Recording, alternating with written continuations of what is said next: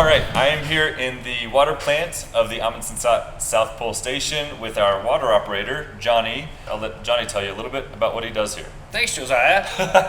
I'm Jonny, the water guy here at the South Pole Station. I monitor our chlorine and pH going into the rest of the station for drinking water, cooking, and taking showers and bathing yourself. Very important here, as we only get 2 showers a week usually, so... Two-minute showers a week, right, which is what it should be. Right. It definitely is what everybody abides by at the Absolutely, South Pole everybody's It's a very strictly rigid 2 minutes. system. Very rigid. Tell us a little bit about where the water comes from originally. So the water comes from a Rodriguez well, which is out somewhere in the snow. And what we're actually doing is melting down the snow itself, pulling it into the station, treating it with soda ash and calcium hypochlorite to disinfect and to control pH. And then we're sending it off to the rest of the station. Besides the water that's getting treated for the drinking water, we actually pull off a large portion of that to go back to the rod well, heated to keep that bulb of a well melted down, so that way we have liquid water and it doesn't freeze up. And you're testing it pretty much every day, or you do certain tests more periodically?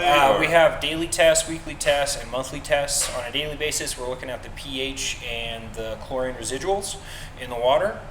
And then on a weekly basis, we're looking at hardness and alkalinity.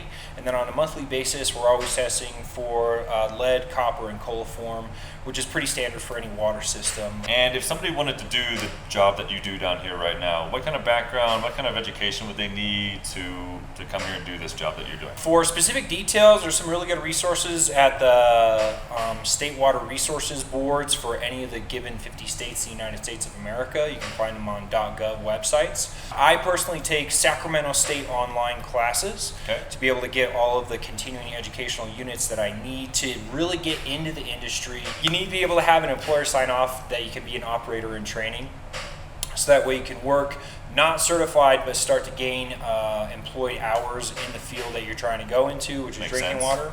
And then with those operator and training hours, you can apply to take your initial exams to be able to get your first certification, which is a grade 1 in the state of California.